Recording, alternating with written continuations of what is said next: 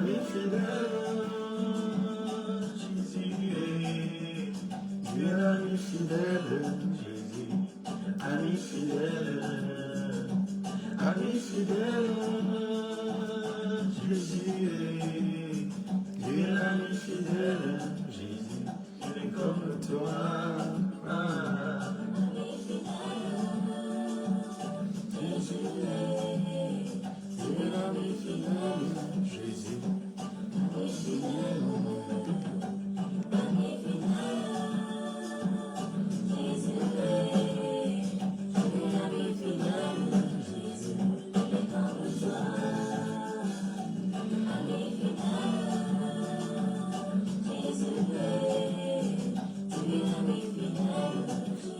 bonsoir Maman Prudence, Père et grâce. Shalom, shalom.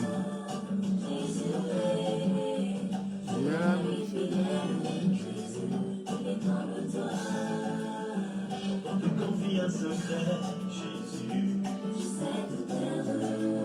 Comme avec toi c'est du concret, ami. Comment tu confies un secret, Jésus. Comme avec toi c'est du concret.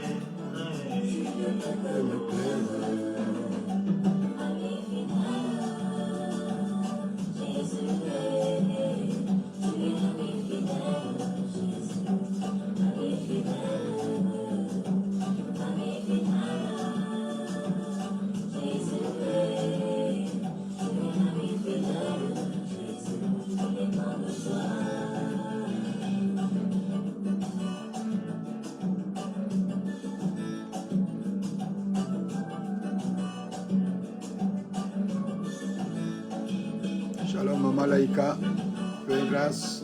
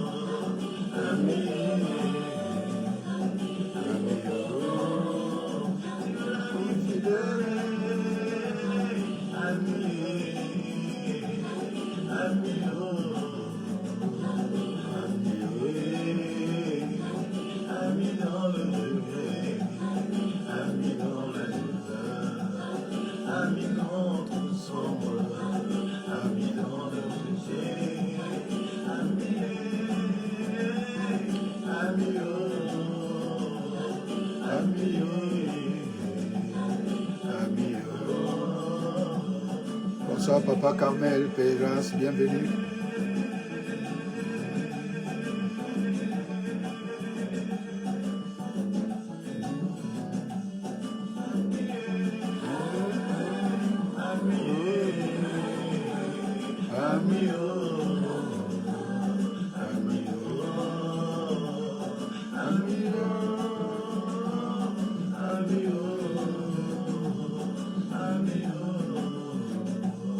Shalom, Papa Mexan, Père et grâce, bienvenue. Bonsoir, Maman Raïssa. Bienvenue à tous.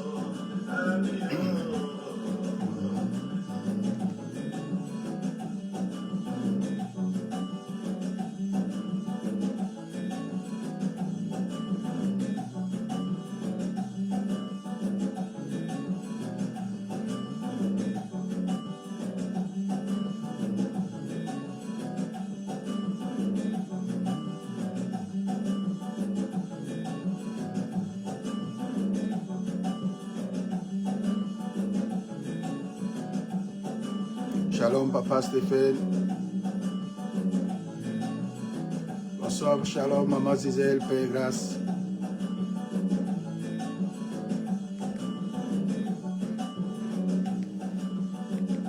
Bienvenue à tous.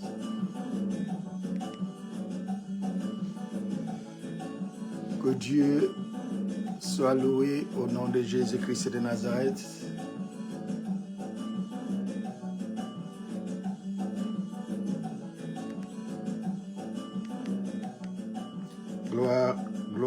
Gloire au nom de Jésus-Christ de Nazareth et que toute la gloire lui revienne au nom de Jésus.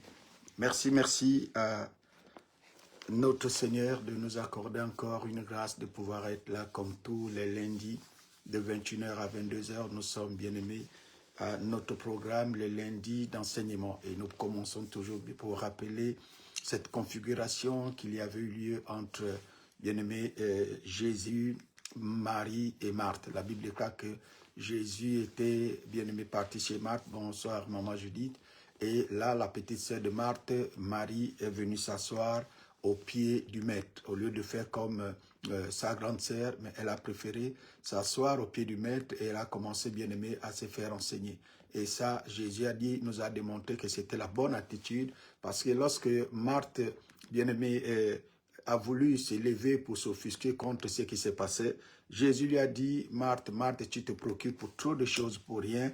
Il a ajouté une seule chose, bien aimé, est utile, est la meilleure, est préférable. C'est celle que Marie avait choisie, de s'asseoir un instant au pied du maître pour être enseignée. Et nous avons vu, bien aimé, les conséquences, bien aimé, de l'obéissance de Marthe, de conséquences de l'enseignement, parce que la Bible déclare que mon peuple périt parce qu'il manque la connaissance. Dieu, bien aimé, ne nous a jamais dit que le problème des enfants de Dieu, le problème des chrétiens, le problème de l'Église, c'est parce qu'ils ne prient pas, c'est parce qu'ils ne gênent pas, c'est parce qu'ils ne vont pas à l'Église. Non, le problème, c'est la connaissance. Parce que dans le monde spirituel, on ne règne que par la connaissance. Nous, quand nous avons la connaissance, nous régnons. Même sur la terre, bien-aimé. Sur la terre ici, nous ne régnons pas la connaissance.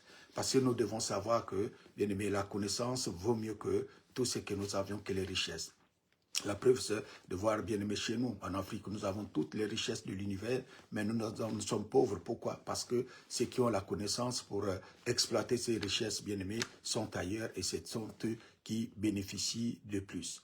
Alors, c'est pour cela que nous sommes là pour acquérir une bonne plateforme pour que notre statut, bien aimé, soit meilleur que celui de ceux-là qui ne veulent pas se faire enseigner. L'ange Gabriel avait dit à Daniel que dans les derniers temps, ceux-là qui vont avoir la connaissance de leur Dieu, c'est ceux-là qui vont agir dans l'infirmité, c'est ceux-là qui vont avoir une foi ferme. Parce que vous savez que la foi est une ferme assurance. Alors, il faut la connaissance pour avoir la foi, parce que la foi n'est pas spirit. La foi est bâtie, bien-aimé, sur une bonne relation, sur une bonne connaissance des principes bibliques. C'est pour ça que, bien-aimé, Dieu nous accorde la grâce tous les lundis d'être là pour pouvoir ensemble marcher dans les Écritures, pouvoir bien aimé ensemble être enseignés et participer à ces moments. Rien que les temps de communion fraternelle que nous passons tous les lundis ici, c'est déjà une grande et puissante bénédiction pour nous. Alors, je vous remercie et je vous félicite, vous qui êtes là tous les lundis, vous qui êtes bien aimés, les fidèles de ces moments d'enseignement que nous avons tous les lundis. Je prie que Dieu vous bénisse, que sa grâce, sa faveur et son onction soient votre partage au nom de Jésus et que sa puissante main soit sur vous pour ouvrir encore de plus larges horizons, pour ouvrir encore les portes et que votre ciel demeure ouvert afin que vous puissiez posséder les portes de tous vos ennemis par le nom glorieux de notre Seigneur et Sauveur Jésus-Christ de Nazareth. Alors nous sommes là, parce que ça fait déjà un bon bout, près de 3 ou 4 mois, nous avons ouvert ce chapitre sur comment connaître la volonté de Dieu. Et à l'entame de ces moments, nous avons dit qu'il y a plusieurs étapes pour connaître la volonté de Dieu. On a dit la première chose, lorsque nous venons au monde, nous connaissons la volonté de Dieu par la nature qui nous entoure. Parce que même les païens sont capables de connaître la volonté de Dieu, parce que la Bible déclare que la loi de Dieu a été inscrite, bien aimé, dans nos cœurs. Dieu a inscrit sa loi dans nos cœurs, alors tous les hommes peuvent connaître la volonté de Dieu, parce qu'il y a des païens, il y a des gens aujourd'hui qui ne connaissent pas encore Jésus, mais qui ne volent pas, qui ne mentent pas, qui ne font pas ceci. Alors ils savent que la volonté de Dieu, dans certains domaines, les concerne aussi. Alors nous avons dit la nature nous enseigne la connaissance de Dieu par la nature, parce que la Bible nous révèle dans le livre des psaumes que la nature nous révèle, bien aimé, la gloire et la magnificence de l'Éternel.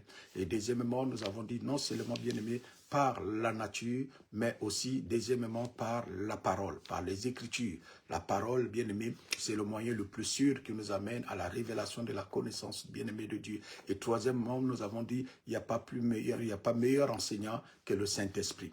Jésus a dit qu'il était avantageux, bien aimé, que lui parte, en fait, que le Saint-Esprit vienne nous conduire dans toute la vérité, vienne nous enseigner, bien aimé, toute la vérité par rapport, bien aimé, à la parole, à la connaissance de ces dieux-là. Parce que connaître, bien aimé, servir Dieu sans le connaître, c'est passer à côté de beaucoup de bénédictions.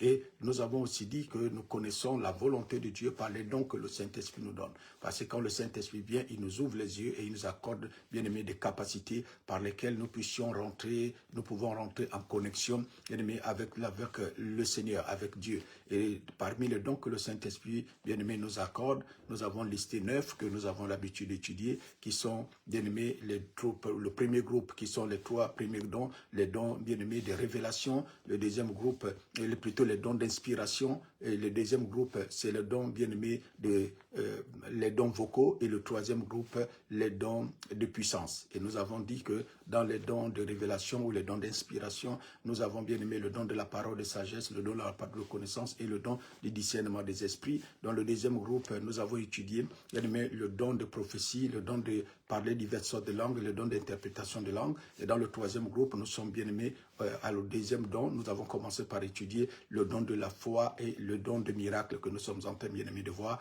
Et nous terminerons bientôt par les dons des miracles. Parce que les autres dons sont singuliers et quand vous voyez les dons, quand il s'agit, bien aimé, des guérisons et des miracles, bien aimé, ces dons sont mis au pluriel par le Seigneur parce que lui-même, il sait pourquoi, avec la multiplicité des maladies que nous avons sur la terre, et bien aimé, nous avons, chacun de nous, même si tu as, bien aimé, le don de guérison, ces dons-là vont opérer sur un certain rayon. Alors l'autre aussi va opérer, bien aimé, sur une certaine dimension pour que toutes ces dimensions mises ensemble, c'est ce qui nous amène à la manifestation de sa gloire. Gloire, honneur, lui soit rendu au nom de Jésus-Christ de Nazareth. Nous avons prié, nous allons prier pour commencer ce moment. Père Saint, je te bénis et je te loue pour ta sainte présence, Seigneur, oh Dieu, avec nous, en nous et pour nous. Tu es au milieu de nous, tu es là. Alors accorde-nous, Seigneur, oh Dieu, Papa, de recevoir, oh Dieu, l'instruction. Ouvre notre intelligence pour comprendre les Écritures. Ou Seigneur, oh Dieu, ma bouche, et accorde, Seigneur, oh Dieu, que nos cœurs reçoivent favorablement ta parole. Nous te bénissons, Saint-Esprit, nous te louons, nous te remercions, nous t'adorons. Nous voulons, Seigneur, oh Dieu, que Papa, que par ces moments, tu puisses accomplir ta volonté, Seigneur, oh Dieu, dans nos vies. Accorde-nous, Seigneur, oh Dieu, la grâce de recevoir, Seigneur, oh Dieu, ta parole avec action de grâce au nom puissant de Jésus-Christ de Nazareth, ton Fils, notre Seigneur et Sauveur, nous prions, Père. Amen. Gloire soit rendue au nom de Jésus-Christ de Nazareth. Donc, nous sommes là, comme je disais tout à l'heure, nous étudions, nous allons commencer à étudier le don, bien-aimé, des miracles.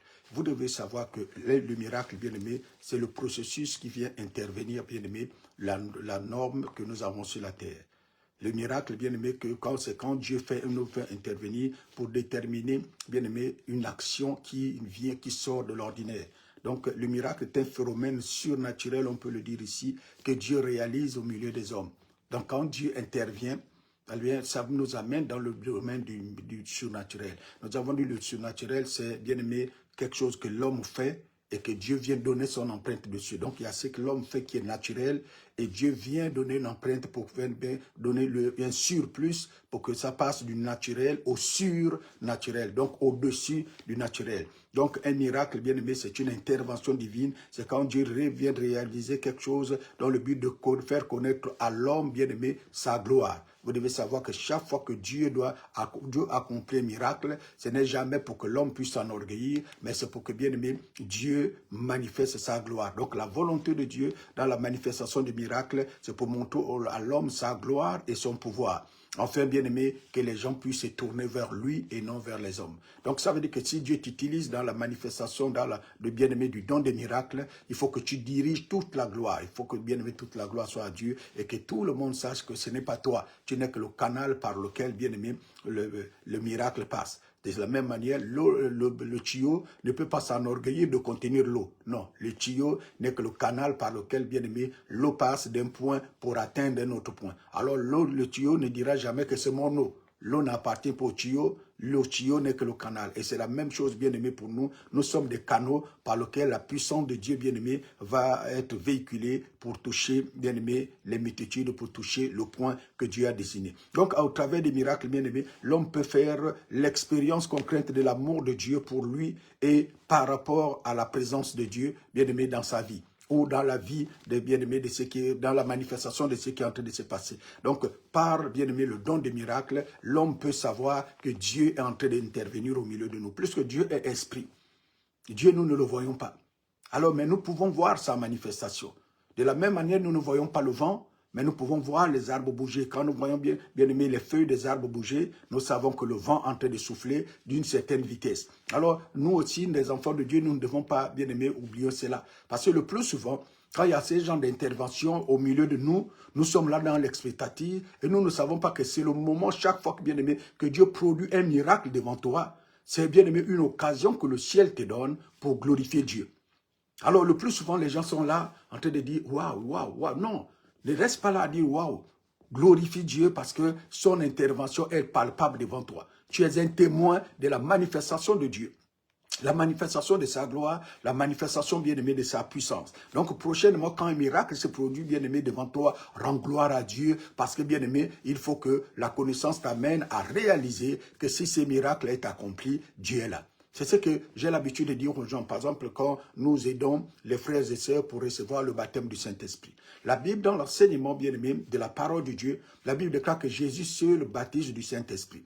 Aucun homme ne peut te baptiser du Saint-Esprit. L'homme peut être le canal que Jésus utilise pour que tu reçoives le Saint-Esprit. Mais c'est Jésus qui est bien-aimé, lui seul qui baptise du Saint-Esprit parce qu'il avait l'occasion de baptiser d'eau. Il nous a laissé baptiser d'eau, mais lui, il baptise du Saint-Esprit. Ça veut dire que chaque fois que tu assistes à une manifestation du baptême du Saint-Esprit, sache que, bien-aimé, Jésus, par son esprit, est là en train d'opérer ces miracles. Alors, si tu es enseigné, tu peux rentrer à cet instant même, bien-aimé, en connexion avec lui pour que toi aussi, tu puisses bénéficier de plus que ça. Alors que le plus souvent, par manque de connaissances, les gens regardent, au lieu de regarder à celui qui est en train de produire l'œuvre ou l'acte, ils regardent à la personne qui reçoit, bien-aimé, la manifestation. Non. Tes yeux ne doivent plus s'arrêter à la personne. Vois, bien-aimé, ce que tes yeux ne montrent pas. Vois par la connaissance, bien-aimé, que dans ton cœur, que tu saches que non. Si la personne là, nous sommes dans une église et qu'on prie, la personne est baptisée du Saint-Esprit, et puis tu es là en train de regarder la personne qui vient de parler en nouvelle langue. Non, sache que Jésus est là. C'est le moment où tu dois te connecter. Bien-aimé, c'est le moment que tu dois prier, c'est le moment que tu dois louer, c'est le moment que tu dois l'adorer, c'est le moment que tu dois lui rendre gloire. Pourquoi? Parce que la connaissance t'amène, bien-aimé, à comprendre que la présence de Jésus est manifeste. Parce que si Jésus n'était pas là, personne ne serait, bien-aimé, baptisé du Saint-Esprit. Voyez-vous, c'est des petites choses comme ça, quand nous le connaissons, eh bien, nous pouvons rentrer facilement dans la présence de Dieu. Nous pouvons nous connecter facilement, bien-aimé, au surnaturel, au divin. Par de petites choses, parce que c'est ce qui fait la différence entre celui qui connaît et que celui qui ne connaît pas. Celui qui connaît sait que quelque chose est produit, alors je me connecte, bien-aimé, au surnaturel, je me connecte, bien-aimé, à l'Esprit de Dieu, et je sais que la manifestation de sa gloire va être aussi pour moi. Donc le don des miracles, bien-aimé, est l'action de l'Esprit Saint. C'est l'action de l'Esprit de Jésus, c'est l'action de Dieu, bien-aimé, pour le bien de quelqu'un ou pour le bien d'une communauté. Et cela, c'est une action qui vient modifier le cours normal de la nature. Vous savez que normalement, un homme ne peut pas parler un langage qu'il n'a pas appris, ni de ses parents, ni de l'école.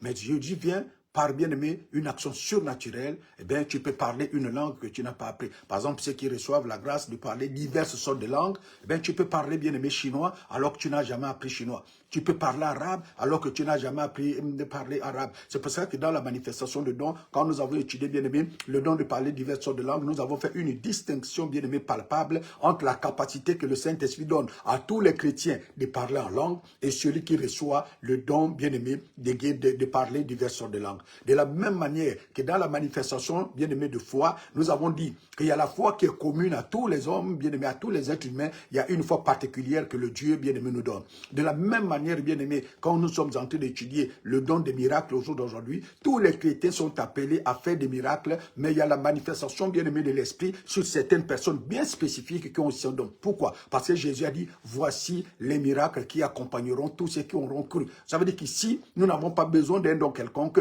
nous avons besoin de foi, nous avons besoin, bien aimé, de savoir que Jésus l'a dit, nous avons besoin, bien aimé, d'arriver à l'évidence. Est-ce que je crois? Est-ce que je crois que Jésus est encore puissant? Est-ce que je crois que Jésus est vivant? Est-ce que je crois que je l'ai reçu? Alors, si la réponse à ces quelques questions c'est oui, alors les miracles doivent m'accompagner. Ça veut dire que si je m'en vais quelque part, je sais que les miracles m'accompagnent. Si je vois un miracle, un malade, je sais que je peux prier pour lui et Jésus va le guérir. Pourquoi? Parce que j'ai dans mon esprit cet exemple que je venais de prendre tout à l'heure, nous sommes que des canaux, mais c'est Jésus qui produit l'action. Alors du moment où Jésus a dit que si je crois en lui, les miracles m'accompagnent, alors les miracles m'accompagnent. Maintenant, au-dessus des miracles qui accompagnent tous ceux qui croient, il y a ceux-là qui ont reçu de la part du Saint-Esprit le don d'accomplir les miracles.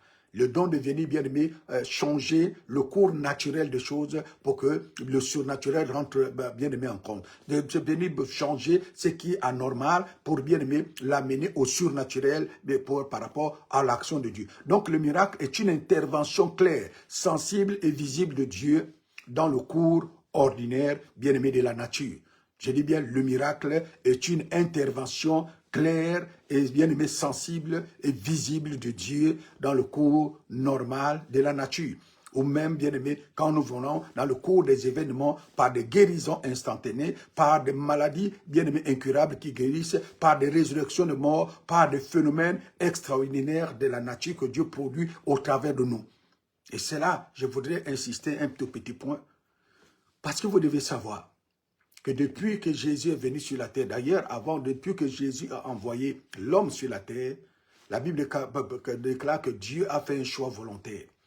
La Bible nous dit ceci, que la terre a été donnée à l'homme et au fils de l'homme. Les cieux appartiennent à l'Éternel, mais la terre a été donnée au Fils de l'homme. Donc, à partir du moment où Dieu a parlé, a responsabilisé l'homme, il ne rentre plus, bien aimé, directement en compte dans le cours normal, bien aimé, de ce qui se passe sur la terre. Alors, il a besoin d'un homme pour intervenir. De la même manière que nous devons savoir que le diable ne peut plus intervenir sur la terre comme il avait fait, bien aimé. Même quand il avait fait dans le jardin d'Éden, il avait fallu qu'il passe par le serpent, qu'il demande, bien aimé, le corps du serpent, parce que le serpent a droit de vivre sur la terre, mais le diable est un esprit. Alors, en tant qu'esprit, il n'a aucun pouvoir sur la terre. Il est obligé de passer par un homme. Il investit, bien aimé, ce corps-là dans le jardin d'Éden. C'était bien aimé par le serpent. Et il investit, bien aimé, de son pouvoir parce que ce que, bien aimé, Dieu donne, il n'y répond pas. Les dons et les appels de Dieu sont irrévocables. C'est pour ça que Dieu ne donne pas des capacités supérieures à n'importe qui. Dieu t'observe d'abord. Et il regarde, et après, quand il s'est assuré que tu es digne de recevoir ces dons, alors il te donne. Pourquoi? Parce que Dieu sait que dès qu'il a donné à Médard, il ne répond plus. Quel que soit ce que tu vas faire de cela, tu ne réponds plus. C'est pour ça, dans la marche avec Dieu, entre bien aimer le don et le fruit, un enfant de Dieu qui veut bien aimer avoir les yeux focalisés sur la nouvelle Jérusalem, sur l'enlèvement, doit plus cultiver le fruit que le don. Parce que le fruit, c'est la manifestation du Saint-Esprit en nous. C'est ce qui, bien aimé, garantit notre marche avec le Seigneur, alors que le don, bien aimé, comme ça s'appelle, c'est un don.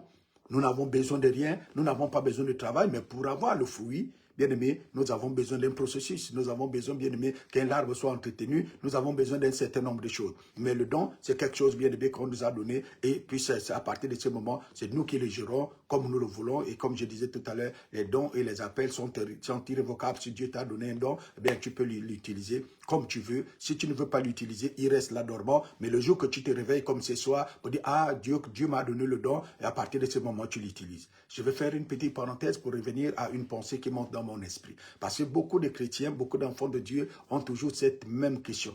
Comme pasteur, comment faire pour savoir que j'ai tel don? Mais c'est très très facile. Vraiment, c'est très facile. Quand vous êtes dans la maison de Dieu, dans la présence de Dieu, regardez tout simplement la chose la plus facile la chose que vous avez arrivé à faire le plus facilement possible. Si par exemple vous remarquez que chaque fois quand vous rencontrez les gens qui sont malades, vous avez compassion d'eux. Il y a une voix qui vous dit, ah, je peux prier pour après Dieu, tu as honte. Si ça te fait une fois, deux fois, trois fois, et sache que, assurément, il y a quelque chose en toi qui veut t'amener à aider les gens qui sont dans cette situation.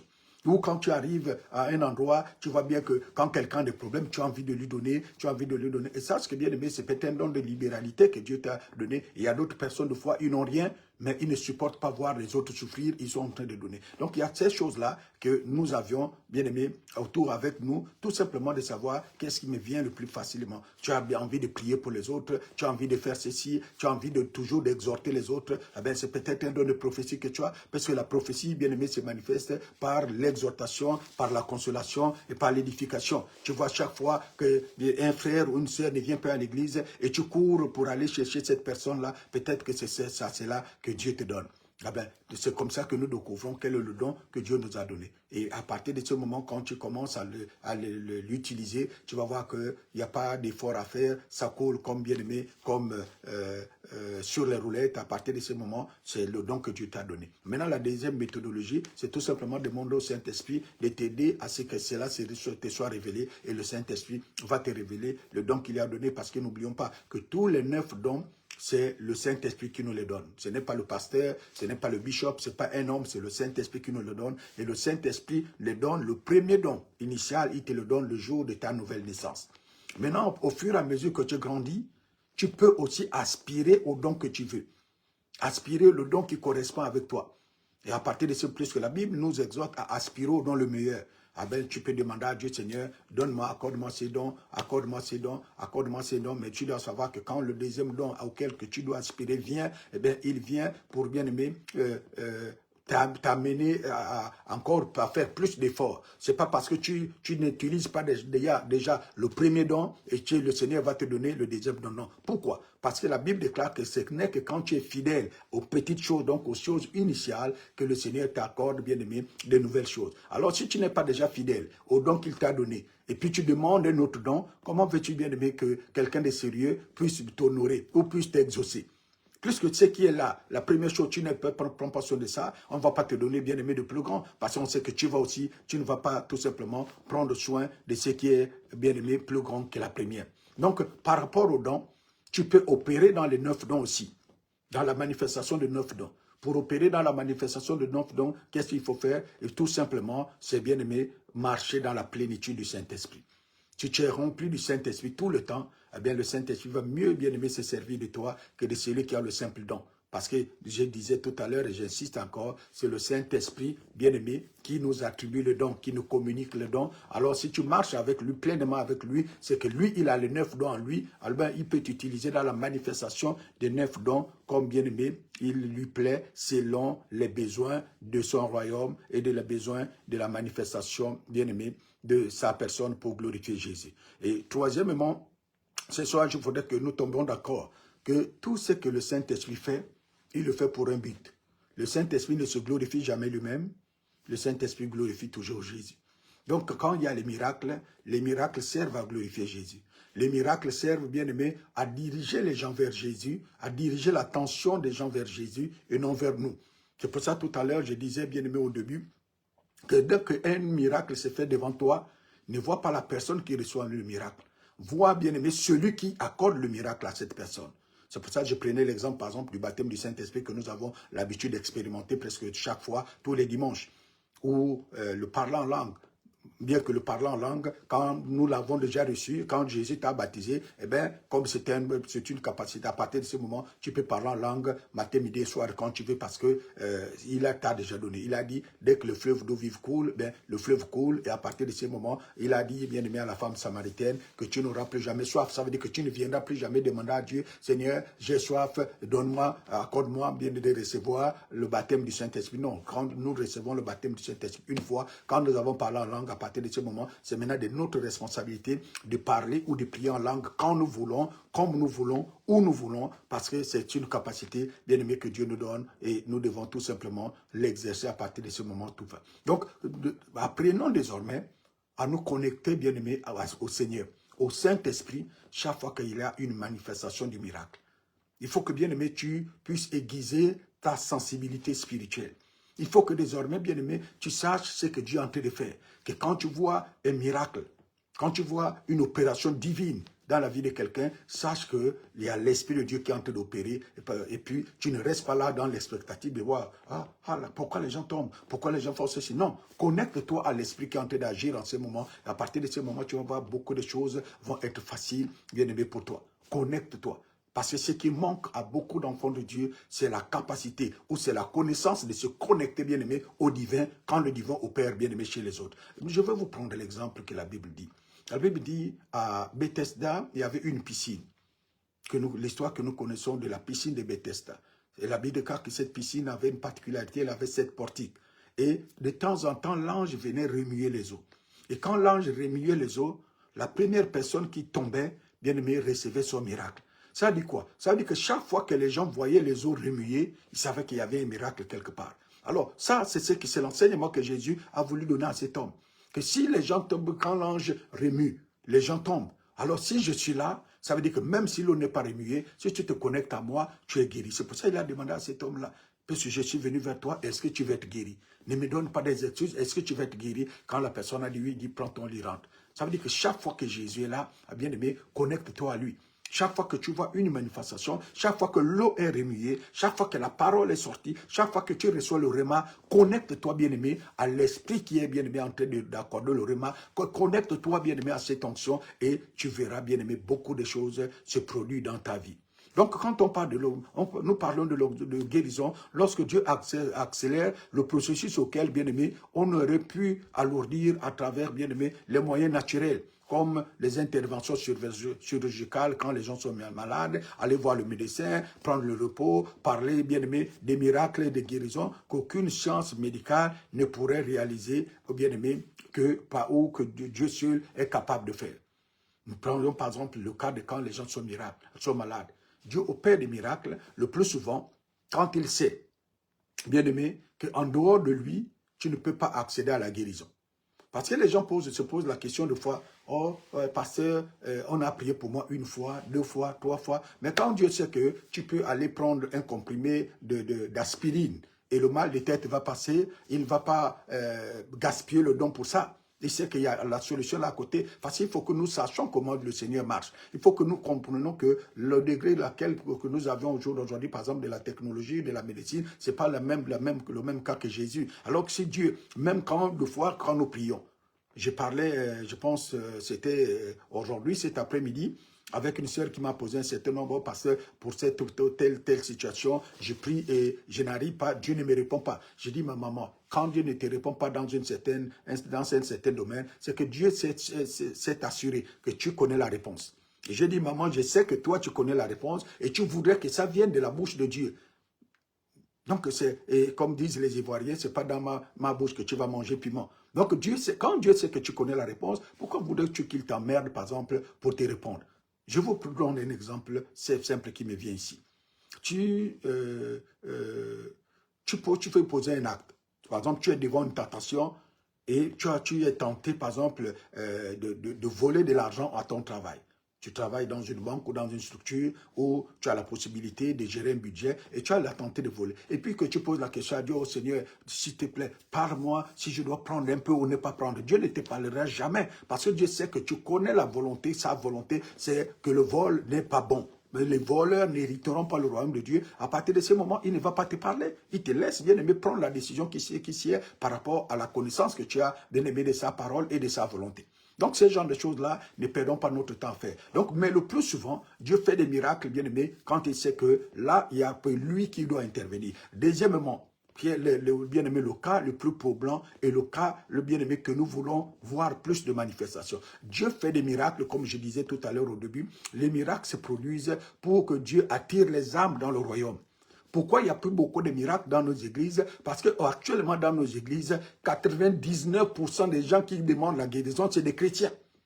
Alors que les chrétiens, eux là, c'est les dispensateurs de ces guérisons-là. Imaginez-vous que, bien aimé, nous ayons un royaume où tout le monde est médecin. Vous allez voir que beaucoup de gens, les médecins le plus souvent, bon, je ne dis pas qu'ils tombent malades, mais ce n'est pas tous les jours, parce qu'ils savent que quand j'ai un peu une douleur, là, je peux prendre ceci. Donc, vous n'allez pas voir tous les médecins courir tous les jours, bien aimé, à la consultation chez leurs confrères, parce que, pour dire que non, sauf quand un cas grave. Et c'est ce que nous avions aujourd'hui. Alors que si les païens viennent à l'église, eh bien, Dieu est obligé d'opérer des miracles, de se manifester pour les attirer à lui. Parce qu'il sait que quand un païen va venir malade, va être guéri, eh bien, il va être sensible, bien aimé, à suivre la voie du Seigneur, à s'attacher au Seigneur. Donc, au fur et à mesure que les païens ne viennent plus, les dons, bien aimés, aussi s'arrêtent. Parce que les manifestations de dons, c'est pour attirer, bien aimé, les hommes. Que Dieu nous a donné, bien aimé, ses capacités pour attirer, bien aimé, les hommes à lui. Pour que, bien aimé, au travers de ces manifestations, au travers, bien aimé, des miracles, que les païens soient sauvés.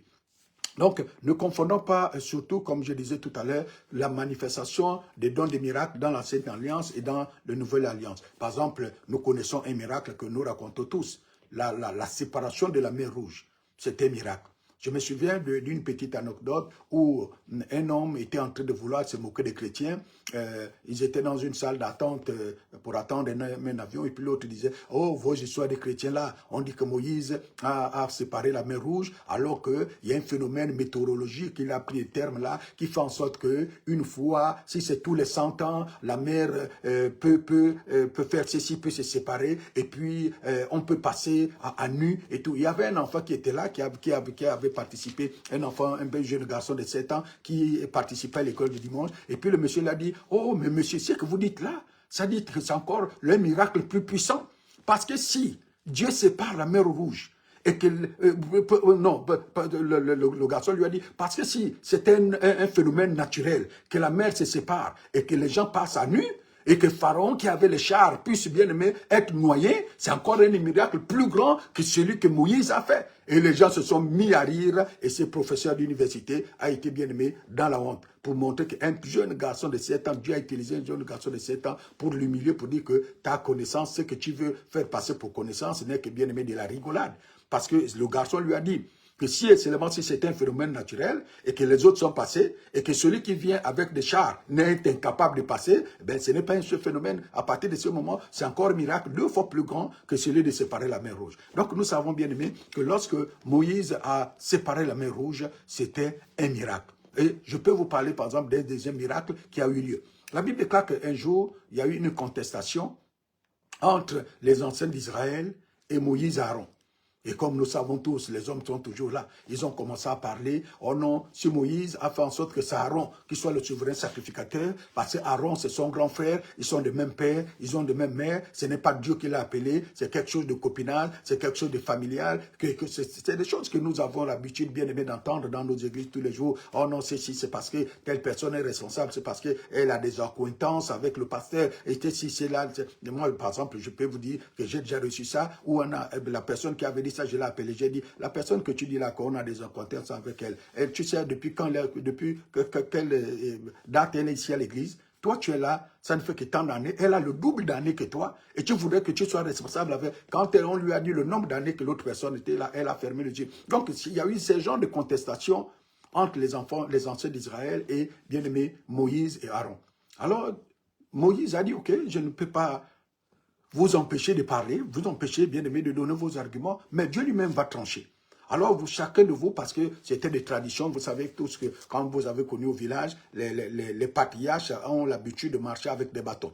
Donc, chaque chef bien aimé de tribu avait un bâton. Il dit, on va prendre tous les 12 bâtons, et nous allons les mettre dans l'arche. Et nous allons voir ce que Dieu va faire. Si Dieu fait le miracle pour reprendre un bâton, eh bien, on va voir. N'oublions pas que dans leur bâton, sur leur bâton là, il y avait toute leur généalogie bien aimée qui était imprimée dessus. Donc, chacun devait savoir que mon bâton, puisqu'il y avait la généalogie de chaque famille et chaque bâton n'était pas bien aimé comme l'autre. Alors, on a mis les bâtons secs, les bâtons qui avaient bien aimé vécu peut-être 30 à 40 ans. Un bâton qui est comme, c'est que vous connaissez tous un peu comment ça se passait, les bâtons que les vieux marchent souvent avec au village là. Ce n'est jamais bien aimé des bois verts, c'est des bois qui sont secs. Alors, on les a mis dans l'arche. Le soir, le matin, quand on est venu récupérer les arbres, un seul bâton avait bourgeonné en une nuit. Dieu, bien-aimé, a donné la vie à un bâton mort en une nuit, au point que le bâton d'Aaron a bourgeonné.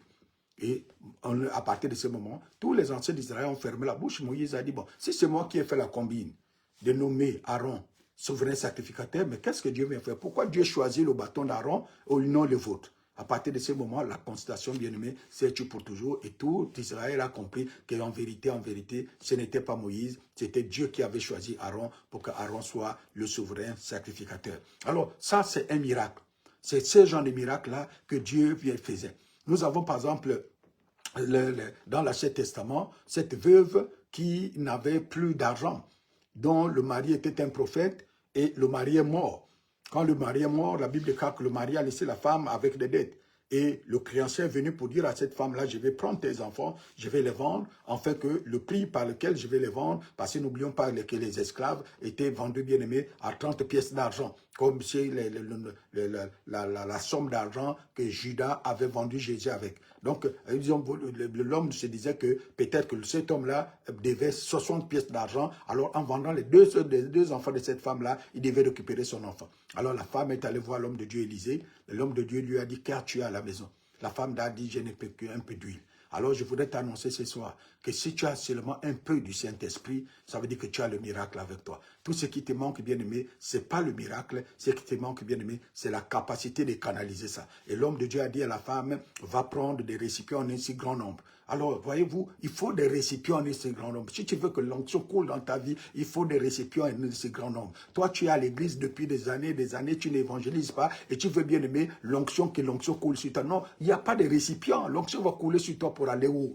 Là, cette femme-là devait bien aimer amener les récipients en si grand nombre pour que bien aimé l'huile coule dans ces récipients. Et donc, elle est allée à prendre les récipients chez les autres. Elle a versé, l'huile a commencé à couler. Et quand il n'y a plus de bien aimé des récipients, l'huile s'est arrêtée. Alors, le peu que tu as là, bien aimé, suffit pour le miracle. N'oublions pas que dans le Nouveau Testament, bien aimé, Jésus avait besoin de nourrir, bien aimé, 5000 hommes, sans compter les femmes et sans compter les enfants. Alors que nous savons tous que, bien aimé, en d'habitude ou d'ordinaire, il y a toujours plus de femmes bien-aimés que des hommes dans toutes les églises. Donc, s'il y avait 5000 hommes, il y avait combien de femmes? On dit après, au minimum, on peut compter entre 6 et 7000 femmes. Ça veut dire que c'était 12 000 personnes. Alors, si c'était 12 000 hommes et femmes, il y avait combien d'enfants? Vous pouvez bien aimer vous-même imaginer le nombre de personnes au total qui avaient reçu. Parce que quand la Bible parle de 5000 hommes, il parle bien aimé des hommes. Les femmes n'étaient pas dénombrées et les enfants n'étaient pas dénombrés non plus. Donc, Jésus n'a pas multiplié le pain pour 5000 personnes. C'est assurément entre 15 ou plus bien-aimés de personnes qui avaient mangé du pain. Mais pour que Jésus fasse le miracle, il fallait bien-aimé que quelqu'un puisse donner bien-aimé 5 pains et 2 poissons. Donc il faut le peu que tu as là. Tu l'amènes à Jésus et le miracle se fait. Il faut, avec le peu que tu as là, si tu as beaucoup de récipients, alors les miracles vont couler. Donc ça, c'est bien aimé des miracles que nous pouvons voir, bien aimé, du Nouveau Testament et de l'Ancien Testament. Et la Bible dit qu'il y avait une femme qui était recroquevillée depuis près de 18 ans. Et Jésus a vu, bien aimé, cette femme-là. La particularité, c'est que malgré son infirmité, elle était dans le temple. Elle était dans la synagogue. Alors, c'est ce que nous remarquons le plus souvent. Le reflet de la plupart des 90% des chrétiens, quand ils sont malades, ils vont vous dire que non, je ne suis pas venu à l'église parce que je suis malade. Ça veut dire quoi? Ce langage-là, ça veut dire quoi? Ça veut dire que pour moi, ce n'est pas Dieu qui guérit. Moi, mon objet ou ma foi par rapport à la guérison est focalisée sur autre chose que Dieu. Parce que si et seulement si, je sais que c'est Jésus qui est la guérison. Je sais que Dieu guérit encore. Quand je suis malade, je dois aller où? Naturellement, quand nous sommes malades, on doit aller où? On va à l'hôpital. Pourquoi? Parce que nous allons à l'hôpital. Parce que nous savons qu'à l'hôpital, bien aimé, on va nous traiter. L'hôpital ne guérit pas, ne soigne pas. L'hôpital nous donne un traitement. Mais Dieu, c'est celui qui nous guérit. Alors, pourquoi les enfants de Dieu, quand ils sont malades, ils refusent de venir, bien-aimés, là où il y a, bien-aimés, la source de la guérison, pour bien-aimés rester à la maison? C'est ce que moi, je n'arrive pas à comprendre. Moi, si je suis malade, si j'étais malade, moi, à l'époque, quand j'étais malade, je ne manquais pas l'église parce que, bien-aimé, il y avait une maladie. J'allais là où, bien-aimé, Dieu devait me faire grâce. Alors, cette connaissance-là, beaucoup d'enfants de Dieu ne l'ont pas encore. Parce que nous avons des fois honte quand nous voyons que je suis malade, bien aimé. Parce que quoi? Parce que il y avait... bon, ça a un peu diminué. Peut-être dans les années, je pense, 2000, où quand quelqu'un était malade, on disait non, si elle est malade, s'il est malade, c'est parce que sûrement c'est un péché, sûrement Dieu n'est plus avec lui. Et tout. J'ai une tonne de bien-aimés, des témoignages de ce genre-là, et ça me fait toujours rire. Nous avons eu un problème avec 2 bien-aimés. Le premier est tombé malade. Le deuxième est allé lui dire, oh non, répands-toi. Dieu m'a dit que si tu es malade, c'est parce que tu as sûrement, il y a un péché que tu caches, répands-toi. Le frère, l'autre, le premier lui dit, mais si Dieu t'a envoyé vers moi pour que je puisse me repentir parce que je suis malade, il a dû te dire de quoi je dois me repentir. Oh non, prie, lui-même il va te dire. Ah, l'autre a dit, ok, je vais prier, Dieu lui-même va me dire. Et comme Dieu ne dort pas, une semaine plus tard, non, je pense 2 semaines plus tard, celui qui avait dit au premier que Dieu m'a dit qu'il faut que tu te répandes parce que tu es malade, est tombé aussi malade. Le premier est allé le voir et dit, mais assurément, cette maladie-là, c'est encore dit, oh non, c'est pas ça. L'autre me dit, pourquoi quand c'est moi, je dois me repentir, maintenant quand c'est toi, tu ne dois pas te repentir. Vous voyez, c'est ces gens d'ineptie que nous avions des fois au milieu de nous. C'était hier où on parlait avec maman que nous avons atteint un point. Non, je pense que non, c'était hier à notre culte. Nous disons que c'est vraiment dommage que nous avons atteint un point, surtout nous, les chrétiens en Afrique, où quand Dieu commence à élever quelqu'un, on prend, ça veut dire qu'il a dans la magie, il a fait des pactes, il est allé faire ceci. Parce que dans la pensée même des chrétiens africains, quand Dieu ne peut pas bénir, ne bénit que le diable, ne fait du bien que du diable, n'élève que le diable, n'ouvre les portes que le diable. Et c'est pour ça que chaque fois que Dieu bénit quelqu'un, au lieu bien aimé de fouiller de côté, de regarder du bon côté, vous allez voir qu'on commence à faire. Et puis il y a une sœur qui me parlait, je pense que c'était l'année dernière, oh non, il me parlait d'un homme de Dieu, oh qu'on est en train de vilipender, j'ai dit, ma sœur, tu sais ce qui se passe? Si moi qui suis ton pasteur, on ne me vilipende pas parce qu'on ne me connaît pas encore. Le jour qu'on va me connaître comme on le connaît là, on va me vilipender. Oh non, papa, mais tu n'es pas comme les autres. Je te dis que sur cette terre ici, ce que Dieu m'a dit, ce que j'ai remarqué avec mon expérience aussi. Parce que le Seigneur m'a dit que bien aimé, quand tu portes le fruit, on va te lapider. On jette les pierres sur tout arbre bien aimé qui porte le fruit qui est mûr. Alors quand Dieu t'amène, bien aimé, à un certain niveau, bien aimé, on va te lancer. Donc c'est tout à fait normal. C'est comme ça que les hommes font. Et mais nous devons bien aimé changer ça. Parce qu'au milieu de nos frères occidentaux, c'est rare. Chez eux, quand Dieu élève un frère, tout le monde vient le soutenir. Tout le monde vient le bien-aimer, l'aider à aller encore plus loin. Mais nous, là, nous sommes comme les crabes. Quand quelqu'un veut monter, on s'accroche à lui et puis on le tire encore en arrière. Et c'est ce qui ne devait pas être bien-aimé, bien au milieu de nous. Donc, nous devons bien-aimer savoir que ce n'est vraiment pas bon que nous puissions marcher là. Alors que cette femme-là, malgré le fait qu'elle avait cet handicap, elle venait toujours bien-aimée à l'église. Elle venait toujours bien-aimée à la maison de Dieu. Et c'est dans la maison de Dieu que Jésus l'a raconté. Et quand Jésus l'a raconté, la Bible déclare qu'elle a été guérie et bien-aimée, le démon qui la rendait infirme, qui la rendait recroquevillée, bien-aimée, est quitté et elle s'est redressée. Et Jésus avait dit bien-aimé aux pharisiens qui voulaient s'opposer à cette guérison, que même cette fille d'Abraham, que Satan a gardé liée pendant 18 ans, il ne fallait pas la délier le jour du sabbat. Donc ça, c'est des miracles, bien-aimés, que nous raconterons de la manifestation de la gloire de Dieu. Et j'insiste encore, la pensée me revient pour dire que si tu es participant de ces genres de miracles, alors désormais, bien-aimé, ne te limite pas à regarder le miracle. Ne te limite pas à regarder la personne qui reçoit le miracle. Vois derrière la personne, vois l'intervention divine, vois la manifestation, bien-aimé, physique, bien-aimé, de Dieu en cet instant même. Et tu peux te connecter là, rien que de là où tu es, bien-aimé, par ta pensée, par ta connaissance, connecte-toi à ces miracles-là et tire, bien-aimé, ça vers toi. Souvenez-vous que lorsque Jésus marchait avec Jairus, la pensée de Jésus, c'était aller dans la maison de Jairus pour prier pour la fille de Jairus, parce que Jairus était venu dire à Jésus qu'il y a ma fille qui est au bord de la mort. Alors, je veux que tu viennes à la maison pour prier pour elle et elle va te guérir. Et Jésus marchait avec cet homme, bien-aimé, avec Jairus pour aller dans la maison de Jairus. Mais il y avait une femme bien-aimée qui s'était chargée de la foi. Comment se charger de la foi? La Bible déclare que cette femme-là disait en elle-même.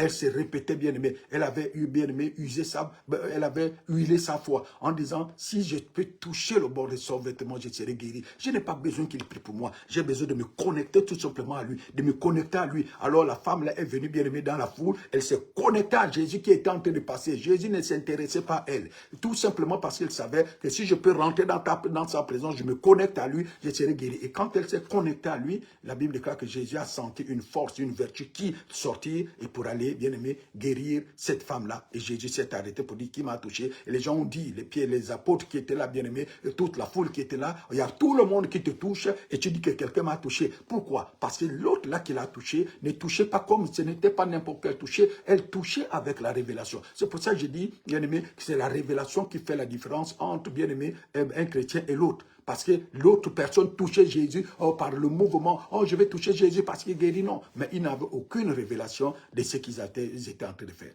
Alors, quand tu es dans cette mouvance, quand Jésus passe, bien aimé, et que tu sais que c'est Jésus qui passe, il suffit de te connecter parce que tu as la connaissance que si désormais je me connais, je vois l'autre guéri. Alors, de là où je suis, même si je suis à 10 mètres de la personne qui est en train d'être guérie, parce que Dieu est omniprésent, je me connecte, je dis, Seigneur, tu es en train de guérir mon frère, tu es en train de guérir ma soeur, guéris-moi, je me connecte à toi. Je sais que tu es là dans cette salle et je sais que quand tu es là, tu ne viens pas pour une seule personne, tu viens pour tout le monde. Le jour de la Pentecôte, quand le Saint-Esprit est venu, ce n'était pas bien aimé pour Pierre, pour Jacques, pour Jean, le Saint-Esprit était venu bien aimé pour les 120. Alors je me connecte à toi, Seigneur, je reçois en même moment, de la même manière que l'autre est guéri, je reçois aussi ma guérison et puis boum, le miracle se manifeste dans ta vie.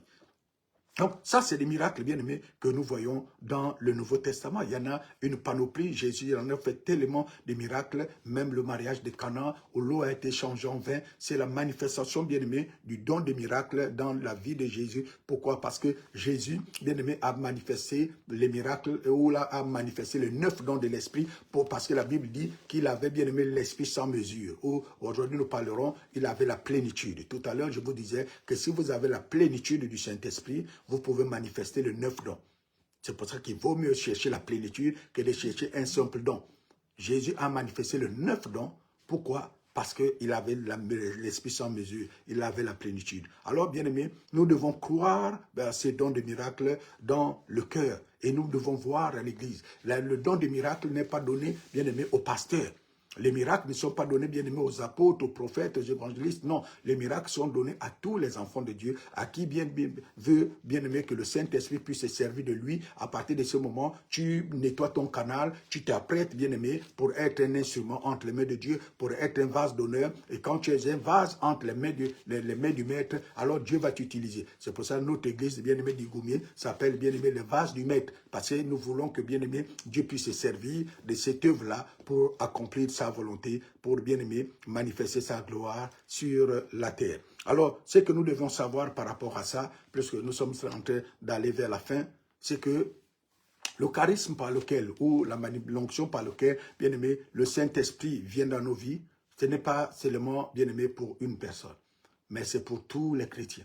Dieu voudrait, bien aimé, que toi tu fasses les miracles. Et il faut que toi tu crois que tu es capable de faire les miracles. Le don, c'est un don. Ce n'est pas bien aimé, c'est pas une capacité, non, c'est un don. Mais le don, quand il est donné, ta responsabilité, c'est de recevoir. Ce n'est pas quelque chose que tu dois pleurer à demander, non. Tu peux aspirer, comme la Bible dit, ça veut dire vouloir, et quand tu veux, tu vas vers celui qui donne, tu dis, je suis venu recevoir ma part. C'est ça la différence entre celui qui connaît et celui qui ne connaît pas. Beaucoup d'enfants de Dieu aujourd'hui passent le temps à demander, au lieu de passer le temps à recevoir. Parce qu'on t'a déjà donné, il suffit de recevoir. Même pour le Saint-Esprit, comme je parlais au début, beaucoup de chrétiens, quand ils veulent le baptême du Saint-Esprit, ils font quoi? Ils passent leur temps, bien aimé, à demander, alors que Dieu dit, mais pourquoi demandes-tu quelque chose que je t'ai déjà donné? Toujours prendre, c'est à toi, c'est là, poser ça à toi, c'est ton compte. Il suffit de signer ton chèque et puis tu vas prendre ton argent. Bien aimé, tout est à toi. Et c'est pour ça que des fois, nous passons à côté de bénédictions, à côté de quelque chose bien aimé que Dieu nous a fait. Pourquoi? Parce que la connaissance nous manque de marcher dans, bien aimé, la plénitude du Saint-Esprit. C'est très, très important pour moi que nous puissions comprendre ces quelques petits points.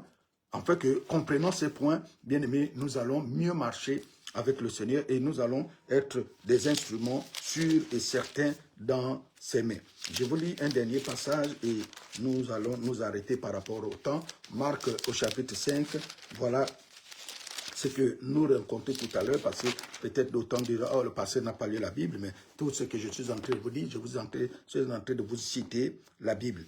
Marc au chapitre 5, à partir du verset 21, il est écrit, Jésus, dans la barque, regagna l'autre rive, où une grande foule s'assembla près de lui. Il était au bord de la mer. Alors, verset 22, alors vint un des chefs de la synagogue, nommé Jairus, qui l'ayant aperçu, se jeta à ses pieds et lui adressa à cette instante prière.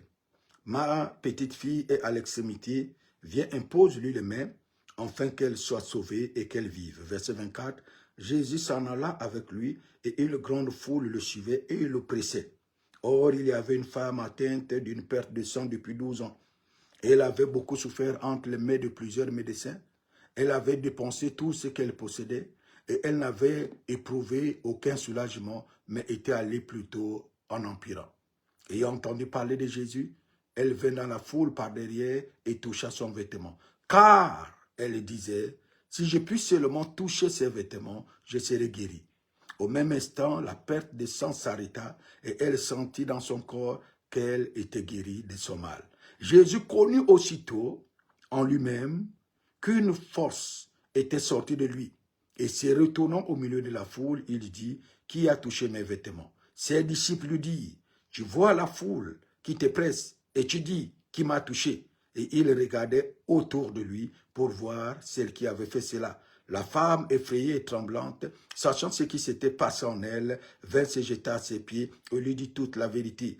Mais Jésus lui dit, ma fille, ta foi t'a sauvée, va en paix et sois guérie de ton mal. Voyez-vous, dans ce processus, la Bible déclare que la femme a senti, a eu le contact avec, bien aimé, la puissance, avec, bien aimé, la vertu que transportait Jésus. La Bible déclare qu'elle avait été guérie. Elle a senti un mouvement, elle a senti, bien aimé, l'onction dans sa vie. Maintenant, la question que je veux poser, que je vous laisserai, bien aimé, aller méditer ici, comment elle a fait pour savoir que le coulement s'était arrêté, puisqu'elle n'avait pas la possibilité de le vérifier dans la foule? C'est la foi. C'est là où intervient ta foi.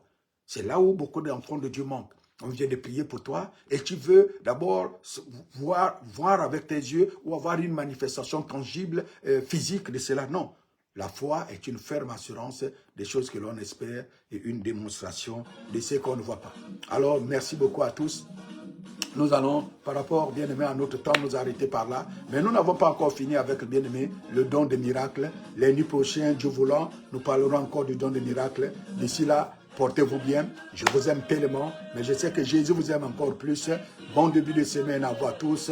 Et à lundi prochain, 21h, bien aimé. Nous sommes là pour des moments extraordinaires et nous parlons, bien aimé, de la foi. Nous parlons, bien aimé, de la connaissance. Nous parlons de la Bible. Nous glorifions Jésus. Nous élevons Jésus. Nous célébrons Jésus et nous nous attendons, bien aimé, à sa manifestation parce que nous croyons qu'il est vivant et qu'il est avec nous. Alors, bien aimé, je vous souhaite une très bonne nuit et une très très bonne semaine. À lundi prochain, Dieu voulant, toujours à la même heure, à partir de 21h. Si Dieu, tant que Dieu nous prête la vie, eh bien, nous serons là, pour, bien aimé, pour partager ces moments merveilleux avec, bien aimé, vous, pour que tous ensemble, nous puissions, bien aimé, commencer à le servir dans une connaissance claire, nette et précise, parce que par la connaissance, bien aimé, nous avons des détails qui nous manquent le plus souvent, nous pouvons les harmoniser entre nous pour que le Saint-Esprit puisse, bien aimé, plus se servir de nous, opérer des miracles au travers de nous. Et n'oublie pas, encore, je le répète pour la dernière fois, Dieu veut que tu sois celui qui opère les miracles.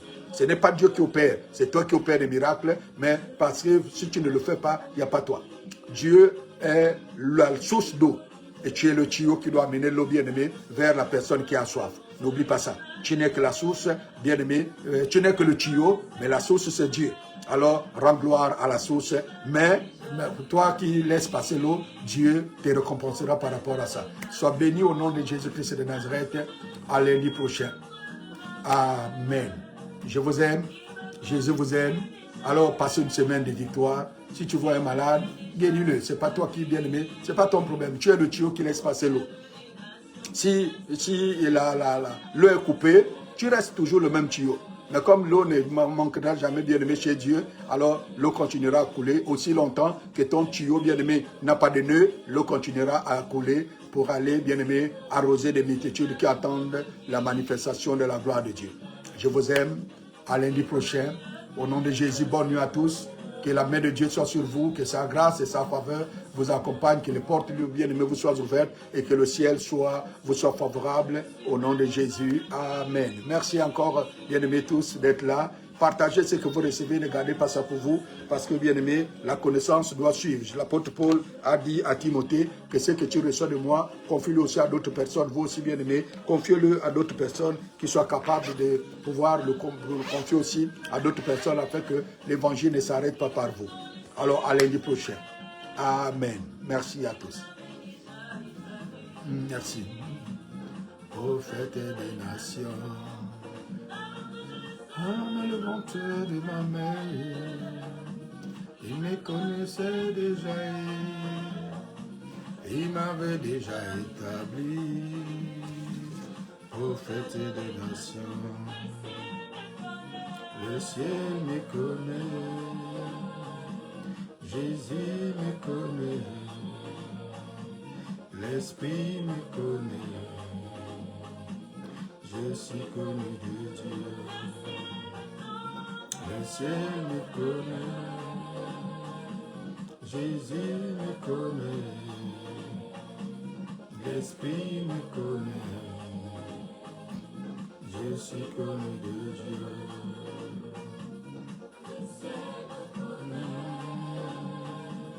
Jésus me connaît, l'Esprit me connaît, je suis connu de Dieu.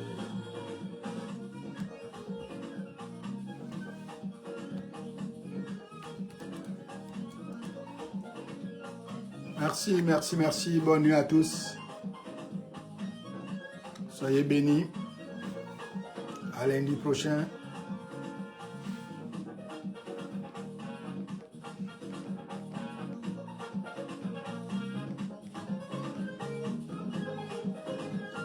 Merci, merci, merci. À lundi.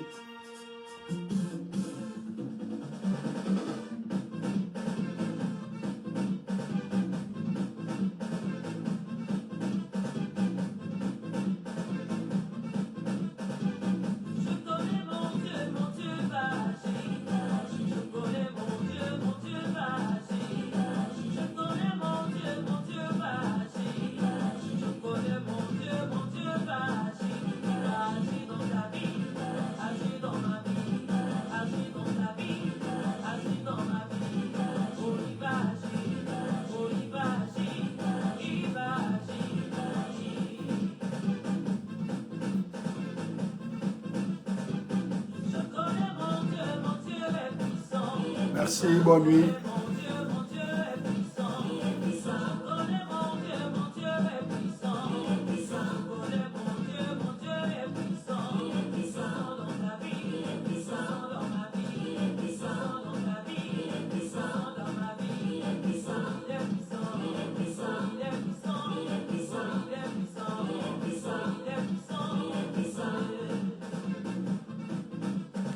Merci.